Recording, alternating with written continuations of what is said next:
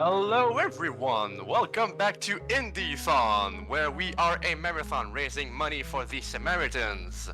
I hope you all are doing well. I am Boo, taking over hosting duties for a little bit, because hosting is fun. Who doesn't want to do it? At least I do want to do it, and so I shall. We have a fantastic run coming up of Lone Fungus with Sawayoshi, so I'll let you introduce yourself. Please take it away. Have fun.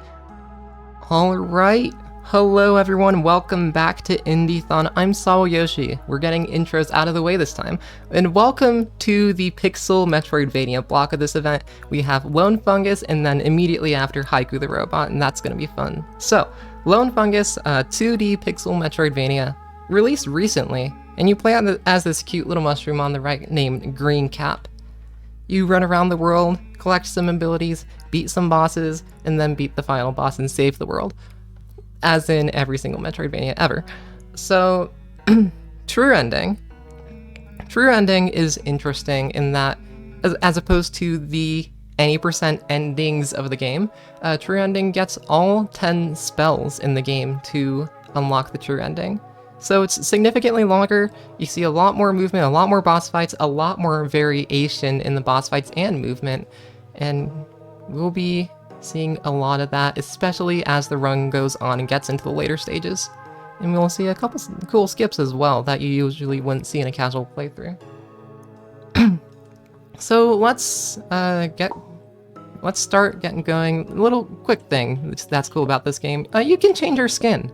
You can change your skin. There's the default, there's the propeller, there's one for beating the game fast called God Gamer Cap, and then there's even a Haiku caps, and I'm going to be running with that. Because, you know, Pixel Metroidvanias. We have Haiku next, why not? So a little bit about the God Gamer Cap first, since it is a speedrunning thing. It's unlocked by beating the game in under 50 minutes on True Ending on normal difficulty or higher. Anyone that's paying attention can already tell what's going on. So I'm going to be playing, usually this game is run on Explorer difficulty, the easiest, but I'll be running on normal difficulty because why not? Yes, you got it. This is a God Gamer Cap attempt, and I believe to the extent of my knowledge, no one has ever gotten God Gamer Cap since it was buffed. So who knows? You might be able to see the first legitimate God Gamer Cap since it was buffed live at Indiethon, and wouldn't that be a treat? Alright, gonna get started. As soon as I press go and start the save, that's when time starts. And yeah, on the count of 3, we'll be going on. Starting in 3, 2, 1, go. So you start off with very, very few abilities, as in you have the ability to run and jump, and that's it. Immediately, we're gonna save quit out to the first save point in the game, because it's faster than walking there. And let's talk about the UI a little bit. In the top left, you'll see this blue bar, which is the MP bar, which you will be using to heal, as well as to cast spells, and we'll be seeing that later. You can get MP by attacking things with your sword, which we'll be picking up in a few seconds here. And above that, you see the health, 5 orbs that are your health. But take 5 hits and you die. One death puts you back where you died. 2 deaths puts you back where you died. 3 deaths puts you back at the last shrine you were at. And this is different from how it works on Explorer difficulty, where it always just puts you back where you died. And it's one of the reasons why normal difficulty is harder than Explorer. Another reason being that you just have 2 less health. You usually start Explorer on 7, and you start normal mode on 5. And there are health upgrades, but we won't be getting any of those today. Except for potentially 1 fragment that's a little hard to dodge.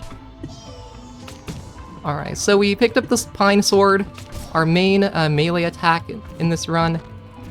We can swing sideways and downwards. We cannot swing upwards because our mushroom cap is too big, and we do not get that ability anywhere. And we get another ability, we get the shield cap, which is basically your parry in this game, and you'll see it right here. You can parry attacks, and that'll send them diagonally upwards, and you can hit them. with your sword to make them go down or sideways. And you can use it to dodge enemy attacks and not get hit as well. You're seeing that quite a bit here. Alright.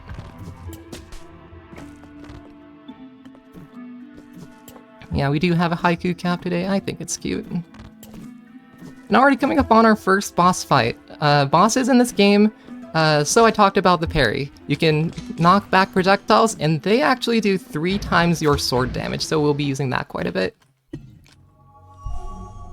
We got warrior statue here. Oops. And we'll be parrying and down slashing those parry projectiles to send them downwards and hit the boss. And that gives us Mush Mover Infusion, which gives us the ability to hit these objects in the background to get a little boost. These round, weak Mush Movers give you a small upwards boost, and the arrow ones will give you a slightly larger boost. Okay, let's keep going. Parry a few of these, and we'll be picking up something that we don't usually get in the any % runs. Right here we have a thing called a Brain Node, which is basically, if you know Hollow Knight, a Charm Notch. Gives you the ability to equip more relics, and it's useful for specifically 1 relic later on, which is 2 more than the default cost 2 more than the default Brain Nodes that we have. Coming up here, and you see these stronger directional Mush Movers, which just let you move around the world. Alright, get up here, parry that, keep going upwards. So this game released in April of this year. It's been in early access for a while, but it only released recently, and it already has a pretty big speedrunning scene. Anyone that knows, of course, Quacksilver, very valued member of the Indiethon community, also runs the Haiku boards and the Lone Fungus boards, and is one of the forerunners for this game in terms of speedrunning, and we all love you, Quack. Okay.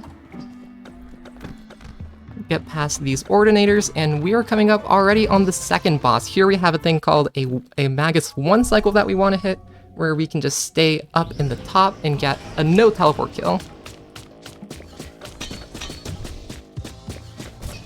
Yeah, we're not quite going to get it, but you know, that's fine. We can settle for a 2 cycle, and that's not that much worse.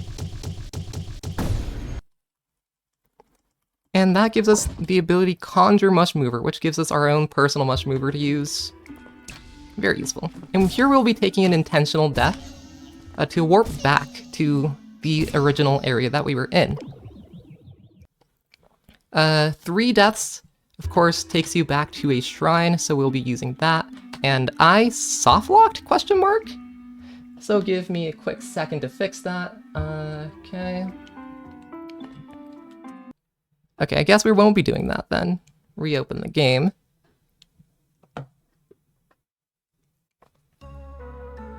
Alright. Give me a quick second to get things fixed. I mean, while we're here, I do have a donation from someone you may know if you want me to read that out while you're fixing your things. Absolutely. Because we have Quacksilver who donated $30 and said, "Green Cap is shaped like a friend, but Sawa carries themselves like a speed demon. Excited for this run in the middle of the truly stacked Indiethon. Run indie games with a less than 3. That is so kind, thank you, Quack. And she did donate for special mode for Obscure, and with that it is met. So we'll have special mode for Obscure. That's fantastic. And back over to you. Absolutely amazing. That's gonna be a great run to watch. Alright, so this ability Conjure Mush Mover gives us the ability to launch this little round thing. It's our own little portable Mush Mover, those things in the background, which we can pogo. We can pogo it. We can launch it backwards and send it behind us to actually boost ourselves, which is pretty cool.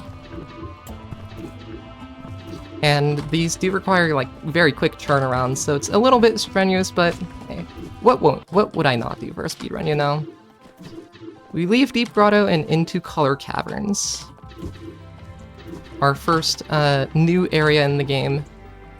A bit less rocky, a bit less purple, a bit more brown and green. A bit more naturey, but a lot more germs as well. These big things floating around in the air are what the game calls germs. And they are enemies, and they will hurt you. Okay, we also have these spray bugs. We have spray bugs, we have jump bugs, we have plenty of enemies to watch out for in this area. It's also one of the largest areas in the game with a bunch of abilities, so we're immediately going up to get one of them now. Do a quick skip here with the Mush Mover to fight the most notorious boss fight in this game for speedrunning, Queen Evil Eye. Very RNG, somewhat easy to take damage, and times for this boss can vary very easily. And we will be using a significant number of these parries, amount of these parries, to try to get a little bit more damage, like that. And this is the attack pattern that we want, where she decides to just dive downwards, because we can get some significant damage in with pogos. Carry that, spawns some small evil eyes. Okay. This is looking okay at the moment. Now, I shouldn't have ever said that, but, you know, we'll be fine, we'll be fine. Take a quick heal. For marathon safety, you know? And that gives us the ability forward dash, which is, you know, very helpful in a Metroidvania. Makes us faster, gives us more movement options, and gives us new places to go, such as Mechanical Fort.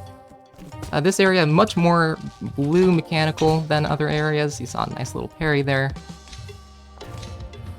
And we'll be going through this area pretty expeditiously. Come through here, pogo. Pogoing does refresh the dashes, so we'll be using that pretty frequently. Pogoing on your own your own conjured mush mover unfortunately does not, so not the super useful ability that we were all looking for, but hey, it's pretty cool. Already into another boss fight, Master Block Monster. Here we want to hit the specific damage cycle, and if I can hit it, this is difficult, so round of applause if I do hit it. I'm not sure if I will. Yeah, I'm not gonna quite hit it, but we'll hit it back up. Nice. And this gives us our first spell of the 10 that we need. This is Bouncy Ball, which is basically this thing that fell from the ceiling, but you get it yourself. Let's talk about damage values. So in this game, your Pine Sword does 10 damage, that's upgradable up to 18, 2 each per upgrade up to 18. Your parry does 3 times the damage generally of your sword, so that's your best damage until you get this, which is this Bouncy Ball, which does 70 instead. So basically what I'm saying is this is your best damage source for the moment. And immediately back down to Color Caverns. We're gonna go back and forth through these areas pretty quickly. Okay, go into another boss fight, Screw King. Screw King basically says screw you, and we can only hit them once per cycle. So what we do is we use the Bouncy Ball, which of course maximum, depending on velocity, can do up to 70 damage. So we'll be trying to get that full 70 every single time. But we only need 50 each time, and we got plenty of damage. And this gives us our upward stash, which is very useful. Honestly, for just getting places, it's more useful than the forward stash. For anyone that's familiar with selfish ending, you would think that we would warp from there back up to the top of caverns, because That's what we do in that category, but today we have a little something different. We're gonna go up here in another boss fight. Big Germ. And the Big Germ, which is not super bulky. And we'll be just using a lot of these bouncy balls to take it out as well. That's not what I wanted quite. Okay. That's not what I wanted either. Nope. Got blocked. There we go. That's the boss fight done. And this gives us our second spell, Bouncy Spore, which is not readily useful. It only does around 30 damage, I believe, but it'll come in handy later on. And there's a little hidden ceiling up here. We're going to be getting the Iron Key, which again will be useful later on. As in, it'll be useful in a few minutes here, actually. Let's go down here.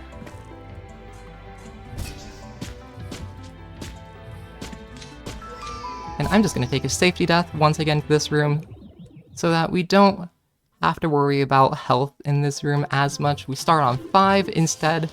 Of course, our deaths only move us back to the beginning of the room, up to twice. So we'll be doing that a couple times in here, probably as a safety strat. One of 2 games in a row that you'll be seeing that have safety deaths. Okay. Coming up here. And now we get through the full gauntlet, and we pick up Power Reflector, which makes our parry do 45 damage as opposed to 30. Not quite the powerhouse of Bouncy Ball, but it's much better. What is it? Supplemental damage. So we equip that, and we're gonna come over this way. And I try to parry that, come on. And we're gonna come all the way over to the left here in Deeper Grotto. And this is where we use the Iron Key. And instantly into the Red Crawler Queen fight.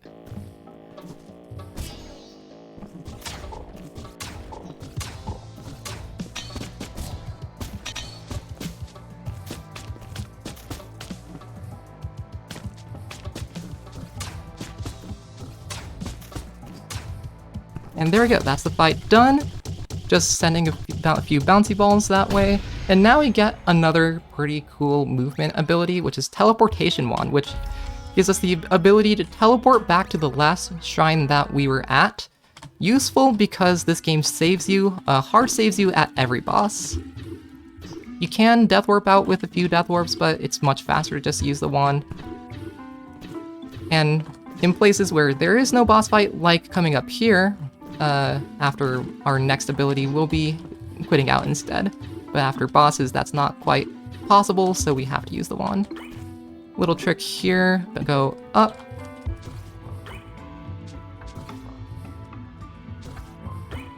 There we go. We can use the bouncy ball to bounce up. We'll be using that somewhat frequently. Somewhat infrequently, actually. And there we go, there's our ability Water Breath. And we'll be using that throughout the run as well. As in, we use it here and then, like, one other time, if that. Basically, you saw water near the beginning of the game. On the way to Magus Statue, if you stay underwater for too long, you die unless you have this, so we'll be using our Water Breath right here, actually, to get through here. You would usually be dead in around 3 seconds, or at least taking 1 hit of damage.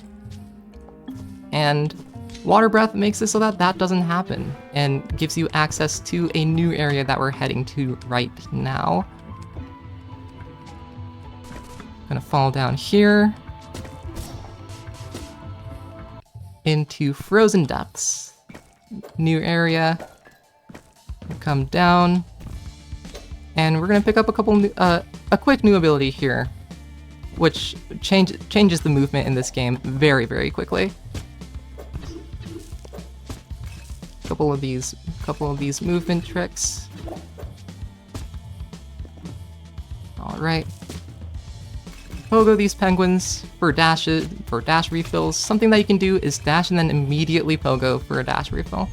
All right, so we now have ground bounce, which lets us bounce on the ground. Think of it as a ground pogo, and it depending on the situation can give you very high speeds.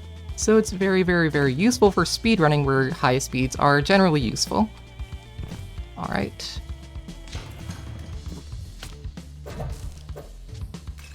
And now that we have this, we can go up to a new area up here, back to the deeper grotto save, gold shrines, and we have our ground bounce ready. We'll be heading over this way.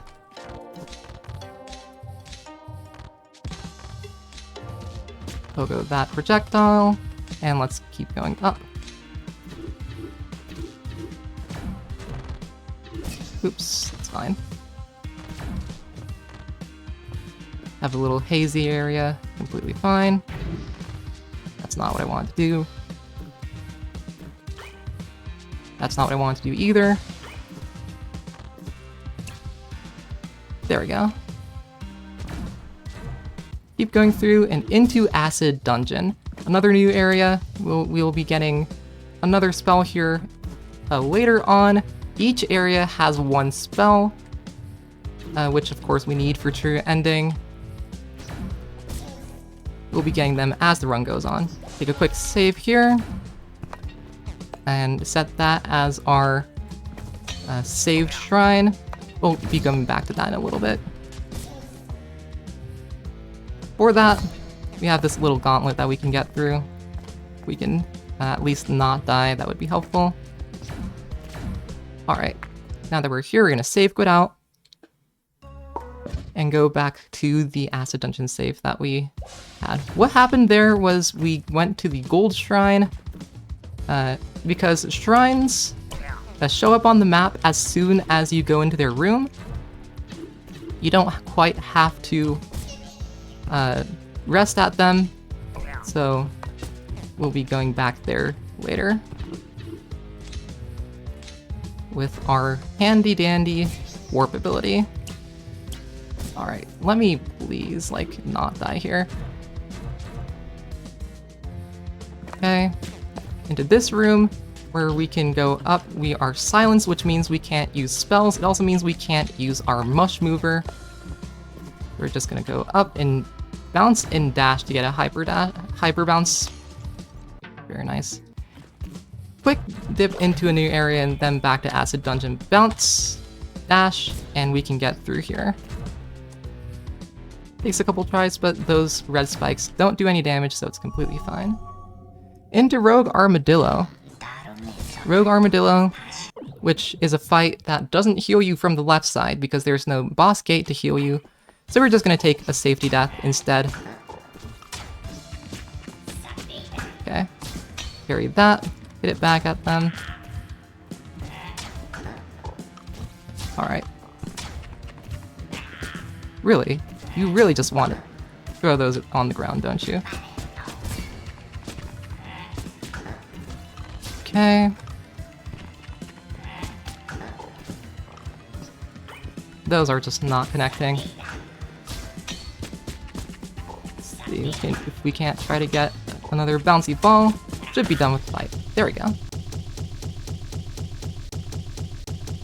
And this gives us spin jump, and this completes the triad of broken movement abilities in this game that give us the absolute most cursed movement in this game, which is bounce dash spins, which gives us this insane speed that's kind of unwieldy at times.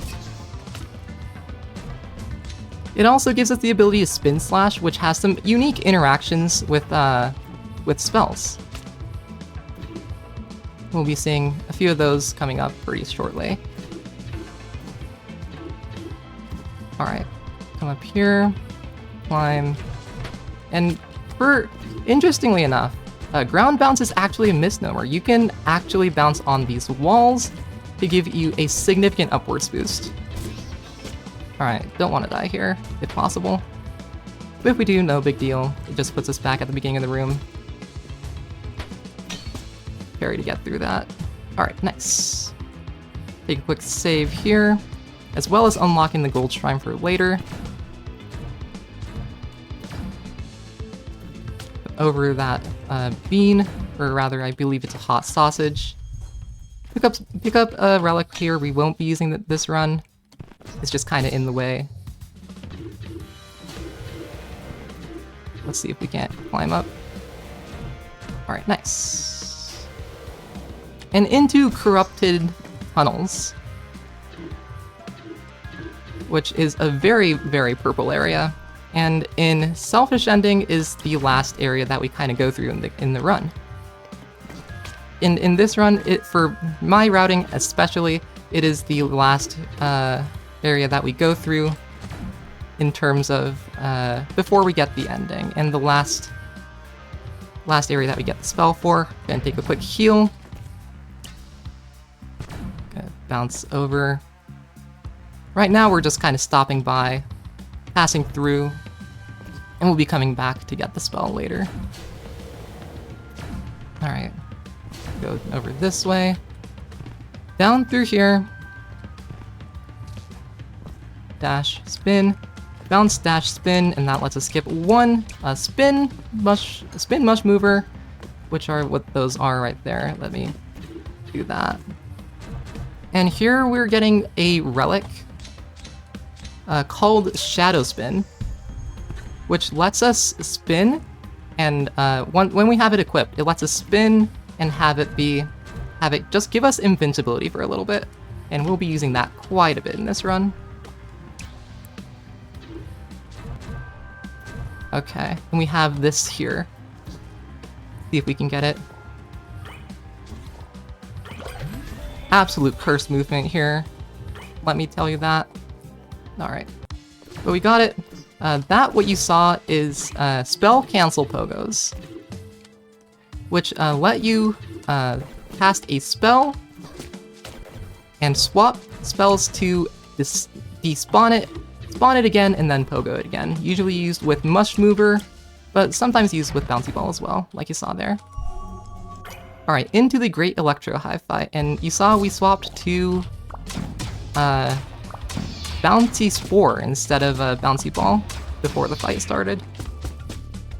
There's a reason for this, and the reason is that Bouncy Spore has this interaction with Spin Slash that makes it very, very, very strong.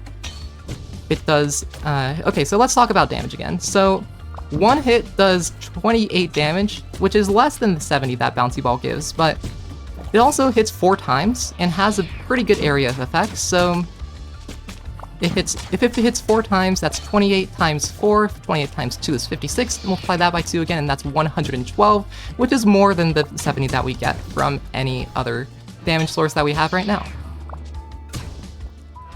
So we'll be using that, at least in this fight. And we won't be using it for really any fight after this, for a very specific reason that I'll cover once the fight is done. Alright, let's take a quick heal for safety. Marathon safety, always important. Parry that.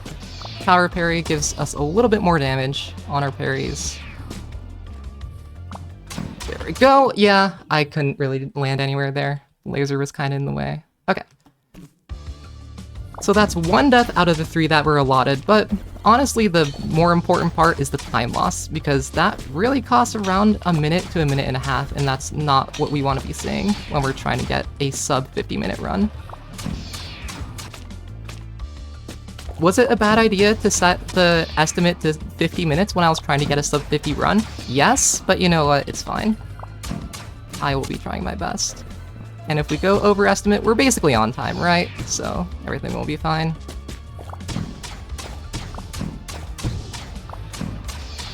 Alright, we got some good damage with those spin spores. Parry that, hit that, parry that, slash it over. Got pulled in by the little bees, and there we go. Great Electro Hive has been defeated and gives us Great Spin Slash.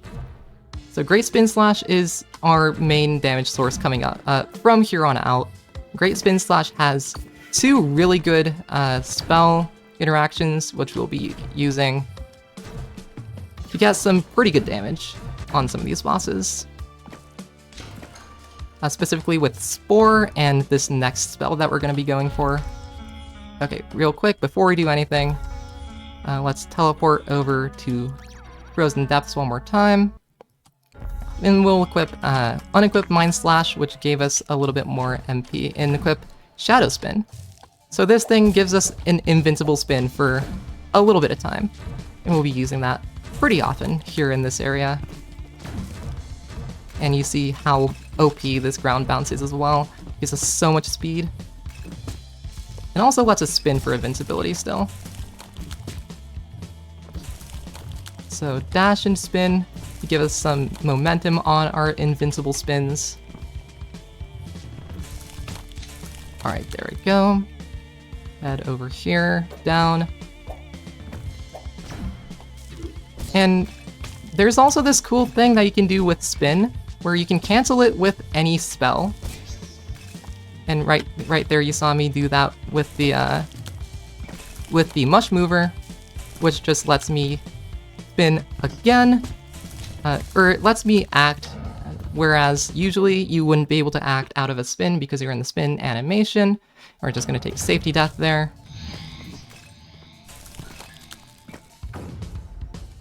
Alright. And that'll be useful coming up as well. Alright, into the Ice Elemental Lord. Not a super nice fight, but we'll try to beat it pretty quickly here.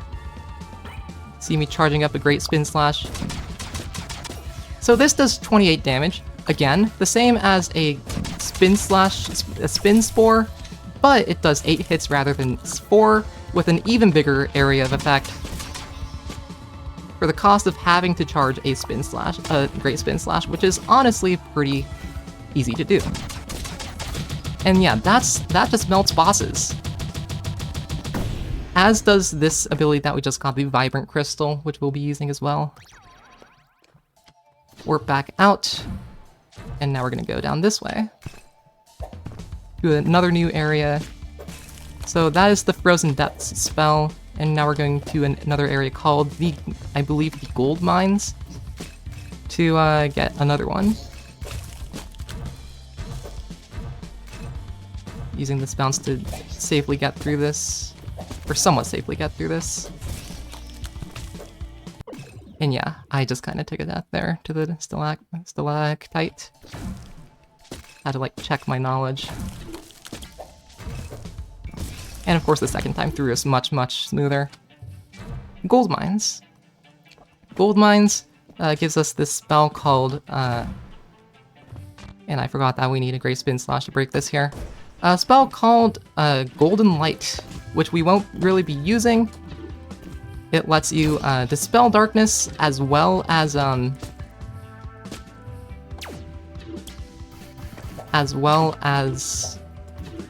increase your attack speed for a little bit if you Great Spin Slash it.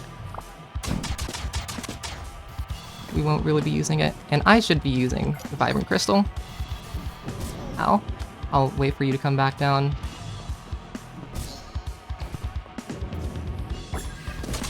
So this does a lot of damage. For anyone that hasn't caught on yet, we're basically only using spells that do a lot of damage. Okay, and that's a death. That's fine.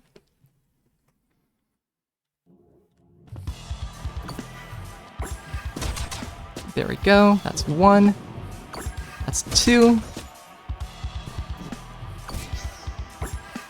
And yeah, we should only really be needing 3, but we also only have enough MP for 3, so we're gonna have to get a little bit extra. And for safety, I'm just gonna use the Bouncy Spore instead. Okay. So the game said no. And now we're down to our final life. This is where things get scary, because if I take another death, we're back to Frozen Depths and have to make the way back one more time. Again, swapping to Great Spin Spore for a little bit of safety. Nice. That fight went much smoother. So that gives us a spell that we will never be using. Now that we have that, teleport over to this one gold shrine that we just popped into Acid Dungeon. And this is where we'll be going to pick up our next spell, which is a pretty long ways away. A pretty annoying and difficult ways away, too, if you haven't noticed. Okay. Yeah, I'm just gonna accidentally take a death there, apparently. It's fine. That's less fine. Okay. Let me actually go over this way, go over here, and I'm gonna take a death. I'm just gonna heal, because I'm just gonna heal the next time I get close, because another death and I get placed back at the shrine, which is not quite ideal. And yeah, we also have a little thing later on which we want to take a safety death for, but we unfortunately don't really have that ability anymore, so we're just gonna go and do this. Take a couple heals. Go in here and do this. Yes, we can go through the acid with iframes. For some reason the game said yes, you can do that. And we safely get to another shrine, and we live to see another day. Charge a Great Spin Slash, and we're into the Sheldon fight.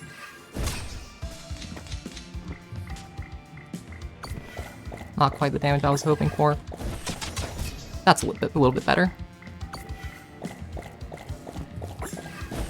Nice. And that's the Sheldon fight done. Vibrant Crystal does a lot of damage with this Great Spin Slash. It's the highest DPS of any ability in the game that we know of at the moment. And it's not super... It is a little bit heavy in that it takes more MP than other spells to use.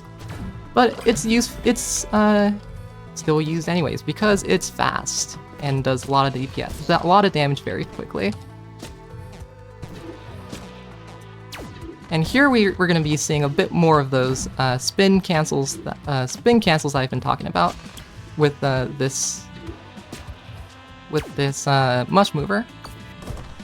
Spin cancels, each spin gives you invincibility, and if you spin on the ground, you can spin another time in air. So what we can do is we can spin, then cancel that, spin again, and cancel that, and we just get iframes for twice as long as the game really should be giving us. The one caveat is this is only possible from the ground, so not possible everywhere, but it just gives us iframes, like you saw there. You just kind of go through everything. All right, take a safety death there. Since we're at very, very low health, wait for the cycle. I'm not sure if this is quite known or quite even something that the dev wants in the game, but it's in it, so we'll keep using it for now, you know. And I didn't mean to pogo that, I meant to pogo the enemy. And these ghosts chase after you very, very quickly. So we want to race away. Our goal here is to not activate any of these ghosts because they make this climb a little bit more annoying. But we did make it. And we have another boss gate. And we're into the Lord of Darkness fight. Where we just use this Great Spin. We continue to use the Great Spin crystal very frequently to do a lot of damage at once. And this gives us the Berserk spell, which we won't be using, but it increases your melee damage. And we need 4 more spells and we're going to be getting one of them real quick, the boost projectile, which is back into Deeper Grotto. And we kind of passed by it our first time through, so we're just going to quickly go grab that. Not a super long way there, not a super long fight either. So just a very quick trip. I will be using Great Spin Spore for this.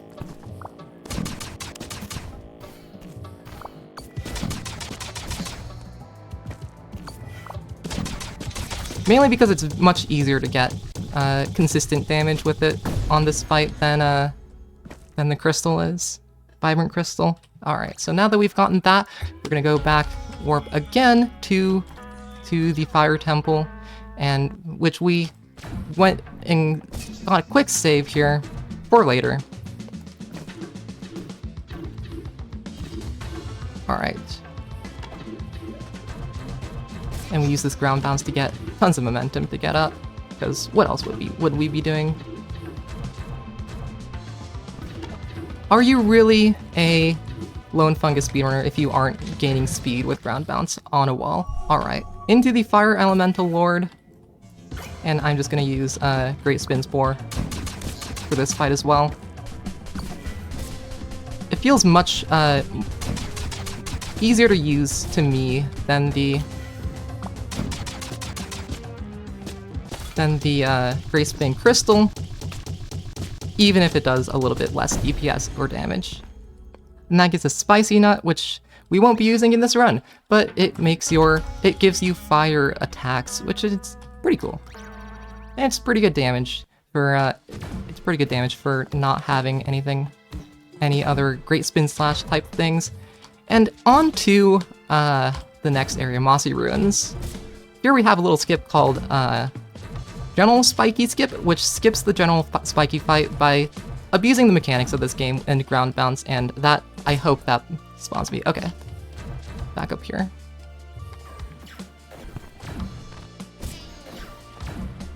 Not the easiest thing, but it saves so much time that it's worth it.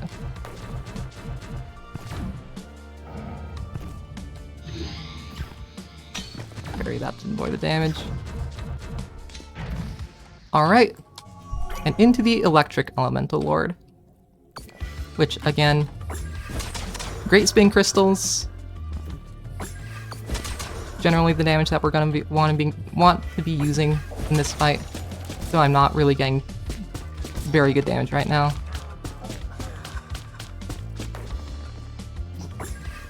Oh yeah, I did not have a thing charged, did I? Yeah, I'm just gonna take a death there. That's fine. 1 of 3 chances that we get. And I just did not have a Great Spin Slash charged.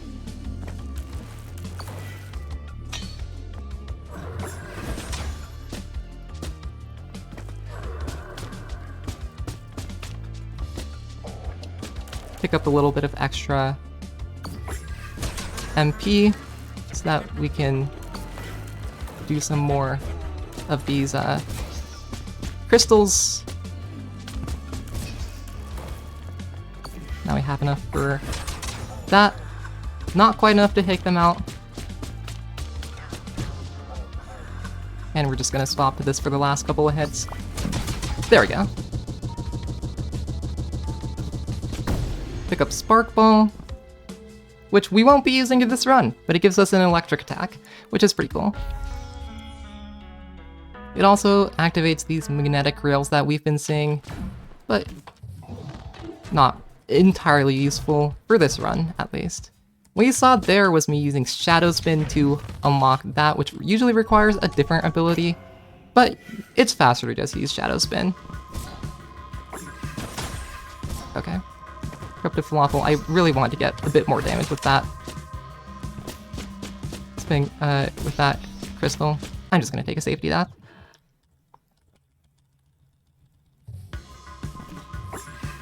Okay. Again, a lot of these Great Spin crystals, and yeah, that's a very quick fight. Immediately warp out, and we're going to pick up the spell while we're warping out. Returning Contraption, we won't be using it, but it gives you a little thing that goes back and forth, and you can actually spin slash it to just go indefinitely. And you saw that a long hallway earlier. That's what you're supposed to use to get across that. And now we're up to the final boss. We've collected all 10 spells, and we're just going to... And usually you would have to talk to the Hyperbolic Host in Grotto to unlock the way up, but we're just gonna go the Selfish Ending route. Because this does give us the true ending, still.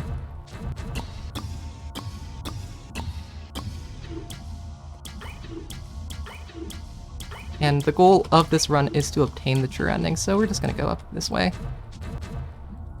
And not talk to the Hyperbolic Host, because why would we ever talk to someone that we don't need to talk to? It's a speedrun. Unequip Shadow Spin and equip Mind Slash for this final fight. And I need at least some spell. I am absolutely not doing this fight spellless. Welcome to the Watcher fight. Which we're going to be just trying to do damage on. Has significantly more health than any boss we've faced so far. So we're not really going to be using Vibrant Crystal on it because we have too much health that we need to scrape off for that to be useful. And that's Watcher down. But we're not done quite yet. There's a phase 2. We're going up against Dark Cap. Once we finish Dark Cap, the last hit to Dark Cap is time, so get ready for that. It might be in a minute, it might be in 4, who knows? It depends on whether I can do this fight first try, on 5 health. But it looks like we are pretty on pace to get God Gamer Cap at the moment. So yeah. Prayers for good patterns, and good patterns that won't do any damage to me. Because we're going to be needing that luck. Because this is not one of my stronger fights, honestly. Especially with Great Spin. The Great Spin slash strats. I do run Selfish Ending, which is one of the any percent endings, which does this fight with much lower equipment, but it doesn't have to worry about Great Spin slash, so it's a very different fight. But it looks like we're going pretty good. Time is coming up. We're gonna get a spin from Dark Cap. And that's time! And we have unlocked God Gamer Cap. Saw it live at Indiethon. That is GG.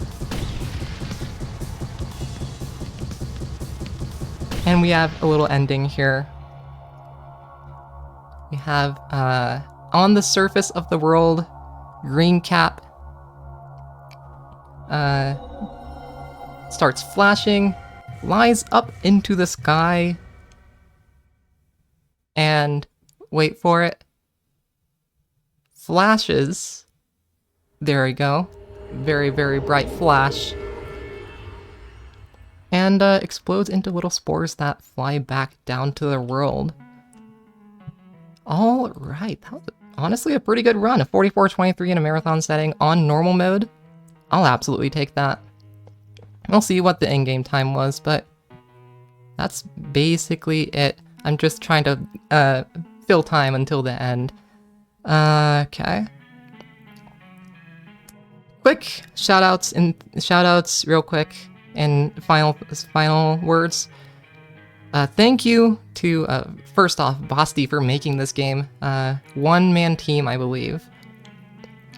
Or maybe not a one-man team, but for the most part, made by Basti. And it's an amazing game. Great for speedrunning. And speaking of speedrunning, thank you to Quack and the entire Lone Fungus speedrunning community. This run is very, very cool, and it would not be where it is today without the community, so thank you.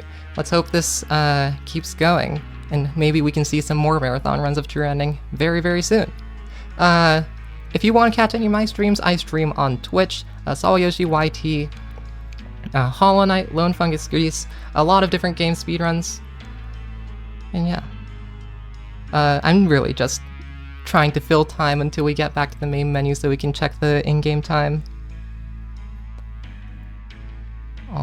right. That's the I end can at of least tell the you that ending. your final time for real time was 44:23, so I assume in-game time should be less than It that. should be significantly lower. Let's check.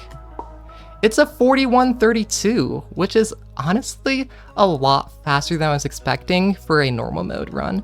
I will absolutely take that, and I'm probably going to be submitting this to SRC. Neat! Yeah. So, that's basically all I have. Thank you for having me, and from one pixel Metroidvania to the next, don't go anywhere, we have Haiku the Robot coming up. Yeah, that's basically my whole speech I had to do. Don't move, we'll be back. Thank you for watching Indiethon.